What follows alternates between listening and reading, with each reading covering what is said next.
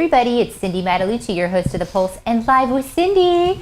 We are so excited. It's our Halloween Spooktacular show. You know, we go bananas over, Halloween. So we're glad that you're here tuning in with us for this 30 minutes. We love to bring you entertainment, inspiring stories, and just tell you what's going on in our fabulous city. I want to shout out to our sponsor, you guys, Lonesome Rider Coffee. We love him. We just saw Joe and did a TV segment at his new location in Parkway Plaza. It's the best coffee, you guys. It's veteran-owned and family-run business. So shout out to Joe for keeping us caffeinated on the show. We love you. Okay, guys, so it's Halloween today. Well, this weekend. And we're talking about costumes, right? We're going to bring up the team in a second. As you can see, Aaron's already here in his costume. We think he might inflate off the stage. We're not quite sure. Hopefully not. If he starts to rise, we'll take off. Yeah, we'll figure out what's happening. So you guys, there's always new and trending costumes each year that reflect the characters from pop culture who've made the biggest impact with the fans throughout the year. So combining Google search and Pinterest trend data, the team at Betway have predicted 2022's hottest Halloween looks. Can you guys guess some of the looks for this year? Jeffrey Dahmer. Oh, I know, right? Oh, that's a good one. No, I don't know. No? No. Okay, so I'm going to tell you, we're going to talk about these. So the first one, you guys, is Wanda Maximoff, the Scarlet Witch. Oh, that's a good one. Yeah, I've seen a lot of this. Marvel's Wanda Maximoff, also known as the Scarlet Witch, shot up as one of the most popular Marvel characters after last year's hit series WandaVision. With her return of this year's film, Doctor Strange in the Multiverse of Madness. So I guess search terms for Scarlet Witch costumes have received 50,000 monthly Google searches worldwide.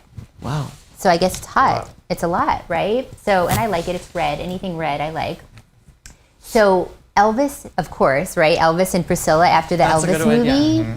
Oh my God. So Austin Butler, you guys, perfected. I thought he did a really good job playing the King of Rock in Baz Luhrmann's recent hit, Elvis, which was a biopic. It was simply titled Elvis. I think he did I was blown away. I don't know if you guys. It's really good. It was a good one, yeah. And he sang in the movie and everything. So I'm really not surprised. I love the idea of that costume. So if you're single and you're a guy, I think Elvis is great, right? If you're married, you can be Elvis and Priscilla. And I guess for Elvis costumes, the search has increased 335% worldwide over the last 12 months. Wow. So apparently that's a big one. Okay, so Barbie and Ken. That's like a classic. That's a good one, right? Mm-hmm. So Barbie and Ken, as a result of the internet breaking pictures of Margot Robbie and Ryan Gosling on the set of Greta Gerwig's upcoming Barbie film. I don't know, remember they're like doing their rollerblading and they're in like all of the costumes. We have a picture. So it's like a Barbie-core trend that's happening. So Israel, all I have to say to you is you're lucky that I didn't make you be my Ken. Not in all pink. I'm surprised you're not doing something like that. No. You know, Enrique has done. Yeah. Yeah, and my hairstylist, he's Full always on doing. Ken. He's always doing that. Yeah. So anyway, so the Barbie Halloween costume. So it's continuing to reach an average of 15,000 each month in searches for that. So let's see if we see that. Okay. So moving on, Eddie Munson. Mm-hmm. So you guys, I hear like Kate Bush is running up that hill all the time. Yeah. Right, and that's from Stranger Things, which is obviously taken 2022 by storm. And then this year, the fourth season introduced a new fan favorite character, the guitar shredding, Metallica obsessed, Dungeons and Dragons master, Eddie Munson. Oh, that's a good one. Yeah, that's an easy costume. That one's easy, yeah. Yeah, so basically you just do like a hard rocking look, like, I don't know, Hellfire Club shirt, ripped black jeans, denim vest. So I think we're going to see. But you have to have the hair, though. You got to have the hair. I know. Hair. He has good hair. Yeah. I like the hair. Okay, so moving on, Maverick. Yes, of course, right? So after this year's smash box office hit Top Gun Maverick, bringing back Tom Cruise's iconic character from the original 80s film Top Gun, a Maverick costume is bound to be popular this Halloween. I mean, I've already worn it. You saw me at my Top Gun event. Yeah. On the USS Midway. And we have a picture of me and Top Gun Maverick, California Top Gun Maverick, who is fabulous, you guys, if you haven't seen him. But I think this is a great costume. It's super easy to do the jumpsuit. And I guess there's been about 12,000 monthly searches on this costume. So I think it's going to be big. Yeah.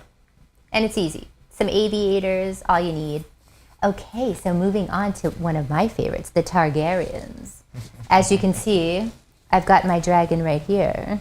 So the Targaryens, the recent Game of Thrones prequel series, House of Dragon, has brought the old hype of the original series back into the limelight as the latest prequel, which I think everyone's talking about it. I mean, it's like either they love it or hate it. We were talking about it early. You were saying you kind of couldn't get into it. It's different.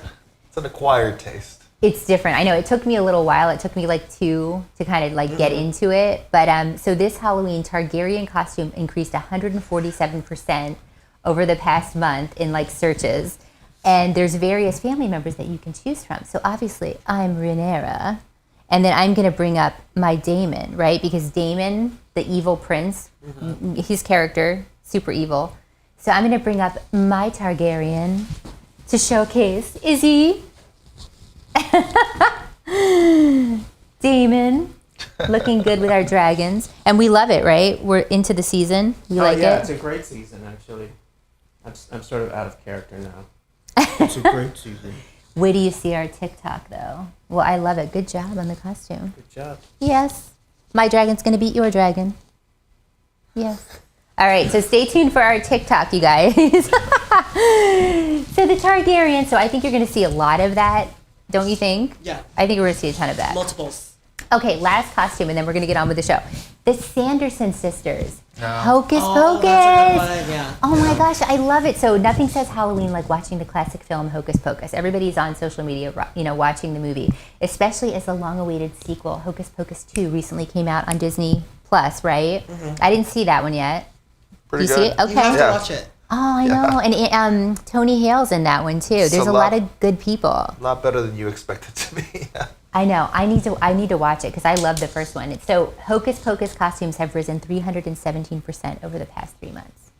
You know. So what do you think? Do you have any costumes we didn't mention? No. Do you think? No? No, I think you nailed it. Besides clown. Besides You know, your... don't you Wait, clown? you have to tell us what you are. A clown captured me. I love it. Well, thank you for dressing up.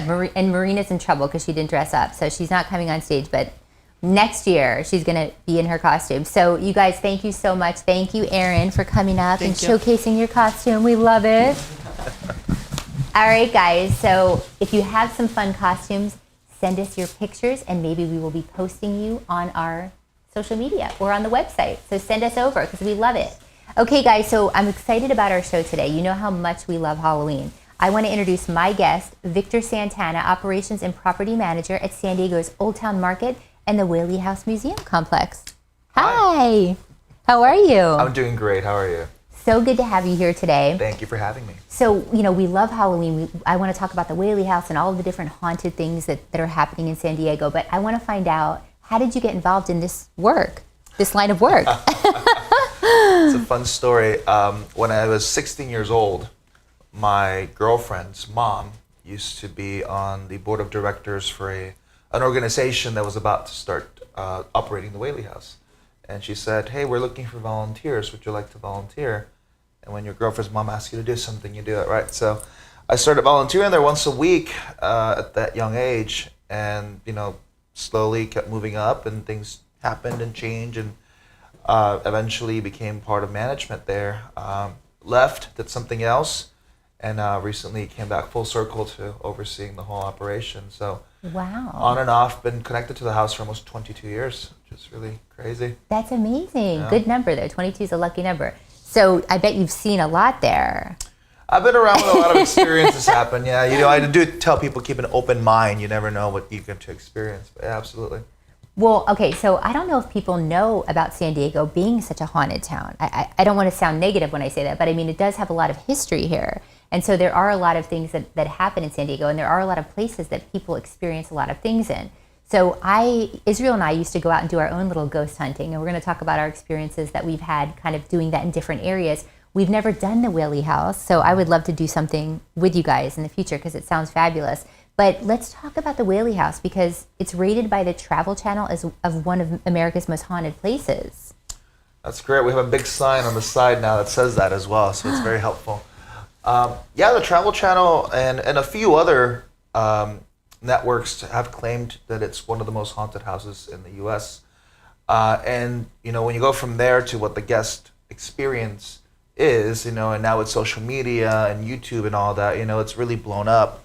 And then you consider all the ghost hunting shows that came after that, so the whole boom of the haunted element of any house really has been huge. Well, and can you give us a little bit of history on the Whaley House? Because it's 19th century Old Town community, right? It was the Whaley family home. Correct. So we all, especially here in San Diego, we hear about the Whaley House and we think, oh, it's one of the most haunted homes in the U.S. But it was built in 1857 by a man named Thomas Whaley. It was built for his family. It was meant to be a business and a residence. It was San Diego's first commercial theater, one of the first general stores, if not the first bilingual store in the area. It was San Diego's second courthouse, and of course a residence. And then before the house was built, there's a really interesting story, which we'll get into later, as to why they believe the house is mainly haunted. Ooh, creepy. So it was a communal treasure, right? It served primarily as a residential home for Thomas Whaley and his family, but there was a lot of tragedy that happened in the home. So Mr. and Mrs. Whaley had 6 children, 3 boys and 3 girls. One of their boys passed away when he was a year and a half old of scarlet fever. Many believe he's one of the ghosts in the house. And then they had a daughter, Violet Whaley, who took her life after a failed marriage, and she is believed to be another ghost. Not to mention just a few other negative situations the family dealt with throughout their time there. They were there for almost 100 years. The last Whaley to live in the house was there in 1953. And, you take all of that history into consideration, a lot of things that obviously affected it and basically made it possible for this to be one of the most well-known and haunted houses in the U.S.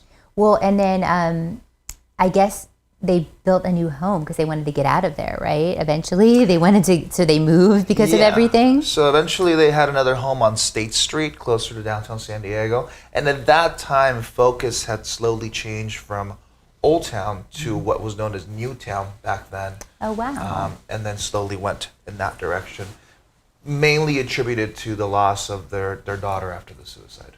Well, and it's got so much history. So just, going to see the place, because it's almost like you're going back in time. Mm-hmm. Yeah, so currently the house is displayed between, we're trying to show you the 1860s through the 1890s, which was about the time when Mr. Whaley passed away. But that is also the big boom. That is the theater, the courtroom, the general store, all these things happening at the same time. So we're trying to show you this specific time period, but again, it spans almost a century. That's amazing. And then what would you say, in your opinion, what do people experience when they're there? So one of the most common things we ask people to do is to take photographs, because you never know what you're going to capture, right? And then people will take a tour, and we encourage them to take a look at the photographs after they get home, maybe the next morning with a fresh pair of eyes. And we even have a hashtag you can use, right? To where if you think you captured something, you can post it, tag us, and then we have our own personal ghost investigator who can give you an answer of whether they think it's a ghost or what they believe you may have captured. And that's the simplest thing, We've done a lot of investigations. We get a lot of EVP recordings. Basically, you set up a recorder, ask questions, you play it back, and hope someone or something answers back. And then, once in a while, we'll get people that feel something touching them, or something gracing their hand, or breathing, just a whole open plethora of things, if you will. Oh my gosh, that's crazy. And I've experienced stuff, not in the Whaley House, but in some other places, so I know what that's like. But what I thought was cool is you do tours nighttime or daytime, right? So people that maybe don't want to do the nighttime can do the daytime. Correct. So we try to offer something for everyone, right? The daytime operation is very straightforward. You purchase a ticket, we give you a brief introduction into what you'll see when you walk through the museum, and then you go at your own pace. So it's a self-guided tour, and you can take as long as you want. Average time is about 30 minutes. Okay. And then in the evening, we have guided room-by-room tours. And these tours focus a little bit more on the haunted element of the house. We tell you more of the background as to why it's believed it's haunted. We give you all the ghost stories that we know about, all the ones that we know are factual, at least. And that takes about 30 to 40 minutes. Those are reservation-based, so we do encourage people to plan ahead for those. And then our third option, this seems to be a very popular one, is the paranormal investigation. Oh, I'm excited about this one. Let's Yeah. talk about this. So the coolest thing about this one is it happens after hours, right? And it's limited to only 8 guests. Ooh. So it's an intimate experience. It's a very intimate experience. We have invested a lot into acquiring equipment as well. So the same equipment you see on the TV shows, that is what we have, or most of what we have. Our paranormal investigator will give you an overview about how the equipment is used, how it works, who you might be able to contact with certain pieces of equipment, and then we'll take you into the house and you're basically let loose to do your own investigation. Is it like it's at night or is it middle of the night? Like what's the timing? So we normally start between 10:30 and 11 o'clock. It's a 2-hour tour, so we go into the next morning, right, early the next morning. In some cases, we also offer private investigations, and those can go as long as the guest would like to basically rent out the house for. Well, and Ghost Adventures and Celebrity Ghost Stories did it too, right? Yeah, so I was lucky enough to work on both of those shows. Got to meet Regis Philbin. Regis was probably one of the first people that made the story popular. He started his career here in San Diego in the 60s, and him and an army buddy or military buddy spent the night in the house with a psychic. Wow. And he believes to have encountered the ghost of Anna Whaley, the lady of the house, in the parlor. Oh my gosh. And then years later, we have Celebrity Ghost Story come out, and they're like, let's take Regis back there. And sure enough, this guy comes up, super nice guy, retells his story very vividly, very emotional. And a few weeks later, we did the Ghost Adventures episode as well. That's amazing. I love it. I love Regis. He's amazing. I can't even imagine him doing that too. It's funny because you see him, and with a lot of these celebrities, you see them on television, you expect a certain persona. But when you're hearing these stories and you see it in their eyes, and you're like, this guy's telling the truth. Yeah. You believe him, It was just a really interesting experience to go through, absolutely. That is so cool. Okay, so we have to talk about Ghosts and Gravestones tours, right? Absolutely. Because you do a ton of tours with that. You can hop aboard the Trolley of the Doomed. So let's talk a little bit about these tours that you do. Right, so the Whaley House, Ghosts and Gravestones all operate under a parent company, Old Town Trolley Tours, and, we are America's storyteller, right? And we like to basically share with guests, with visitors, everything we have to say about our city. And guests are very interested in the paranormal. And you mentioned there's a lot of haunted sites in San Diego. We can't cover all of them, but we cover some. On the Ghost and Gravestones tour, you will start off in Old Town. We go to Pioneer Park, which is a park with a very interesting past. And then we take you to El Campo Santo Cemetery. And then we finish on the Whaley House yard. We don't go into the museum, but you do have the possibility of purchasing a ticket or adding that ticket to enter the museum. It's about an hour and 15-minute, 2 hour and a half or so, depending on the size of the group. And yeah, this is our busiest time of the season. That's what I was going to say. You must be so busy right now. Yeah, we're averaging. It must be. I think we did about 400 people just in the evening on Saturday night alone.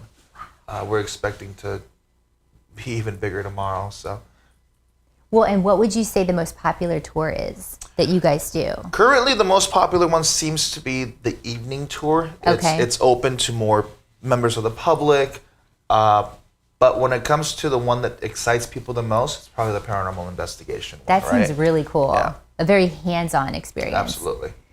Okay, so I want to talk about experiences that we've had and also have your input on this because I know you know a lot about these locations. So Old Town, we went to El Campo Santo Cemetery, right, which is supposedly haunted by 2 ghosts out of the 477 bodies that are buried there. So can you give us any insight on this cemetery? Or Yeah, so the cemetery known as El Campo Santo, the Holy Field, has a lot of prominent, important people that made Old Town what it is now, Old Town had an adobe chapel, and there was a grave digger, right, that used to live at the chapel, go back and forth. His name was Rafael Memudis, and he's buried at that cemetery. I talked about the Whaley House being San Diego's first commercial theater. The theater proprietor, Thomas Tanner, is buried at that cemetery. wow. And then before the Whaley House was built in 1852, that site was the execution grounds, the gallows. And a man named Yankee Jim Robinson was executed on the Whaley House site and then buried at the Camposanto Cemetery. And those are just a few of the names. There's obviously a lot more people buried there, but it's just an interesting location. Not to mention, as you walk into the cemetery, because they have to pave San Diego Avenue through that area, you'll see little gravesite markings on the street alleging that there are still people buried there. They just weren't able to remove everybody, just the headstones. Wow. And then visitors supposedly see a lady in a white Victorian costume roaming and then disappearing by the south wall. Visitors note chills and have had misfortune to their cars as they pass by, which is interesting because Israel and I did a little live segment there. This was a few years back, and we saw a lady run over a huge glass bottle when we were doing the segment. It was crazy. So I guess that does happen. I don't know if it's a coincidence or not, but I was just going to say I am very empathetic with feelings of presences or things like that. I always have been. Yeah. I felt a very good feeling, a very calm, peaceful feeling when I was there. You know, it's funny you mentioned that. I normally park in the same location in Old Town, and I've been doing it for years. But twice, and only twice, have I had to park in the general cemetery area. Both times I had a flat tire. Super random. Yeah, they say that that's happened. Yeah. And one of them was later into the evening. It had to be probably 2 or 3 in the morning. We had just finished the late night shoot at the Whaley House. And I get there and I have a flat tire and I'm going through it. And you don't expect anybody to be walking around. And sure enough, this guy, you know, and I didn't pay too much attention to the clothing, but, you know, it seemed pretty generally white or light colored. He goes, "Hey, can I help you?" I said, "No, I'm good." He goes, "Okay." And then he just walked into the cemetery. I'm not saying it was a ghost. It was just pretty random that he came to see if I needed help, and then goes into the cemetery and I didn't see the guy again. So at 2, 3 o'clock in the morning. That is crazy. Yeah. Well, I think if you're open to it too, you can definitely feel those things. So I also want to talk quickly about Pioneer Park because this is one of the most haunted places. This place is like notorious, right? So I've had experiences there. What do you know about Pioneer Park? What can you tell us about like some of the history of Pioneer Park? So there's still people buried. There used to be a gravesite area. And if you walk into Pioneer Park, towards the end of the park, you'll still see some of the headstones there, a few of them actually. I know that photographs are common there. You'll capture orbs.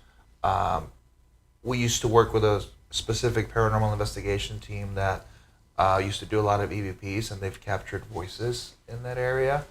And then I'm sure, you know, there's the park and there's residential area all around it. So I'm sure those residents and neighbors have some stories as well. Well, and so it says that it's haunted due to the fact that in 1968, the city of San Diego declared the cemetery abandoned. And the following year, all the headstones and markers were raised and discarded into a ravine behind Mount Hope Cemetery. Some of the bodies were reinterred in other cemeteries, and some still remain under the grass in the park. That's correct. So that's pretty crazy. So people claim that they feel they're being watched when they're in there, seeing a ghostly lady wandering about. We went there. We went to all these haunted locations, and we actually ended in Pioneer Park, and it was getting dark. And we were surprised to see so many people doing like photo shoots and stuff there. And it was on Halloween. So people were like everywhere, like full on photo shoots. But you could tell, I mean, I definitely felt like a heavy presence there. So I don't know. Anyway, it sounds crazy. So it's all happening over there. So if you go to Pioneer Park, I bet you'll see some things going on. And then I know you don't do Alpine Cemetery, but that's another spot that I just wanted to mention that's definitely crazy. Israel and I went to Alpine Cemetery, and I have never felt so much from the time that I stepped into the cemetery. I felt this like heaviness, and I just felt like there was something there. So we walked around, we did some live streams. I guess a lot of people that go there, they said that recently it's gained a lot of attention for being haunted by a local paranormal group or something, and it gained attention for being haunted by local paranormal groups, and is told that people have been kicked, scratched, and picked up voices when they're recording. So that's some of the things that's going on. But we were filming, and I kept walking around saying, this is creepy, the whole time that I was there. And when we got back home, like you said, we were reviewing all the footage that we got. And all of a sudden, in the middle of the footage, there's a voice that's mimicking me, and it goes, this is creepy. And it wasn't my voice.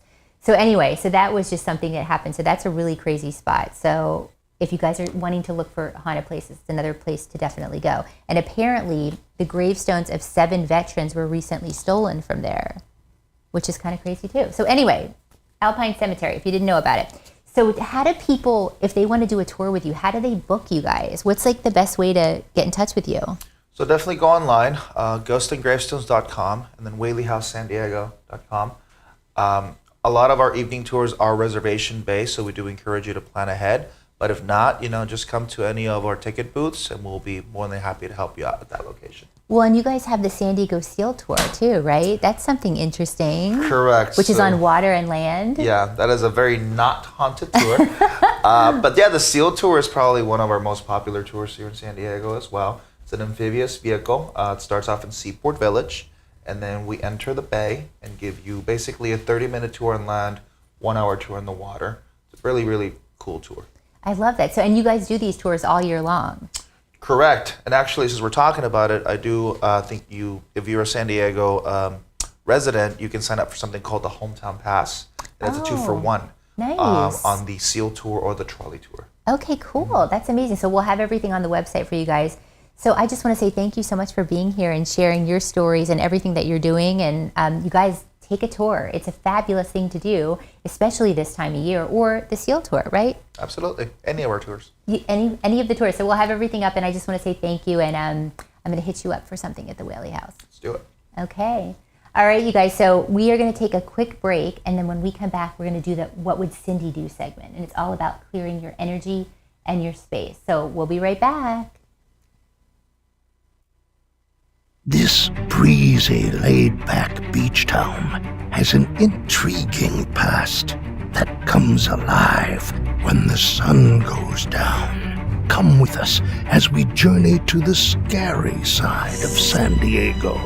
Aboard the Ghosts and Gravestones Nighttime Tour, your costumed ghost hosts will transport you to some of the city's spookiest sights and share the eerie tales of the spirits that linger. You'll travel through Old Town with a band of ghoulish guides in tow as America's finest city becomes its most hair-raising. Enter the infamous Whaley House, said to be the most haunted house in America and the site of a most heinous public execution. You'll walk through the historic burial grounds of Pioneer Park and El Campo Santo Cemetery. Visitors to these sites have reported strange paranormal activity, as well as disembodied apparitions hovering amongst the tombstones. For those who are curious about the existence of spirits, this ghostly historical adventure is one you won't soon forget. So take your seat aboard the Trolley of the Doomed and enjoy an evening of spine-tingling San Diego fun.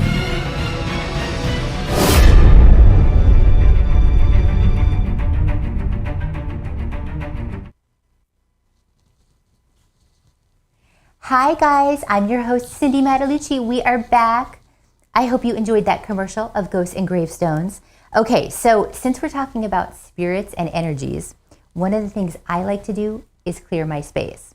I use Palo Santos and sage in my home pretty much on the regular, especially if I'm visiting anything like a haunted spot this time of year, or I feel like you can pick up energies from people, and sometimes it's just like not a good energy and you want to, clear it. So what I do is I use my sage, and I want to tell you a little bit about sage.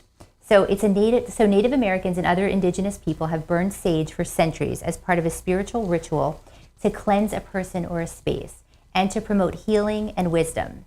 It's been used since the time of the ancient Egyptians and Romans to treat digestive issues, memory problems, and sore throats, which I can say it helps me with my sore throats. So, okay, what do you need? Simple stuff, you guys. A sage bundle. So I've got my sage here, white sage or regular sage. Some recommend a seashell or a bowl of ceramic clay or something that's going to hold the ashes. Just something that you can lay it down in. Some recommend matches over a manufactured lighter. I usually use my lighter. And then other people recommend a feather for the smoke, or a fan. So we've got both of those here. So really simple things that you have at home. And then before burning sage, some recommend setting intentions, right? If cleansing for spiritual, energetic, and negativity clearing purposes. They say to remove animals from the home or people from the room. I do it around my dogs and Israel. So I actually like sage. I'm like, bless my dogs. And the dogs think I'm crazy. And Israel's on the couch and I'm like, saying little blessings. So I usually do that. I guess we can try and light this and see if it works. Hopefully we don't burn the set down. I don't know if this is going to work today. But so I'll just go around the house and I'll just say like a little prayer, like bless this house. I don't know. It's not going to light today, you guys. But I love the fact that after I do it, I always get a really good night's sleep. So I think it's really helpful to clear that energy. And I sleep like a baby and the dogs sleep well. So I love sage. And then Palo Santos, you guys, that's another thing that I do. I actually use this every morning. So Palo Santos is traditionally used as a natural remedy for colds and flu, as well as symptoms of stress. And I know we all have stress. It's also known to relieve asthma, headaches, anxiety, depression, and reduce inflammation. As an essential oil, it's great for aromatherapy and can be used during therapeutic massages. I love the smell. I don't know if you guys have ever smelled Palo Santos, but it smells so good. I just love it so much. And so shamans, saints, and those seeking a stronger spiritual connection with the world use Palo Santo to protect, experience, and heal. So the way that I use it is every morning I sit on my yoga mat, I light my Palo Santos, I try to meditate, I say my intentions, and I bring my intentions into my day, just trying to be healthy and just, wanting good things around me. So I try to do this every morning, and I feel like it really clears my head before I get on my phone and, start my day. So I love this. I say my mantras, so something you can do. And then one that I like a lot, you guys, the Palo Santo sticks. I'll put this on the website. These are great. These are from Peru as well. So I'll put everything up so you guys can buy these, but I really love it. So that's my little tip. That's what Cindy would do to clear her negative energy. All right, you guys, so that's going to do it for today's episode. Next week, we have the guys from Clear Skies Capital back on the show. We're excited about that. And then I hope you guys have a safe Halloween. Be nice out there to each other. Wear your costumes. Send us some pictures. And we'll see you next time when we put our finger on the pulse of San Diego. Bye. I want to light it.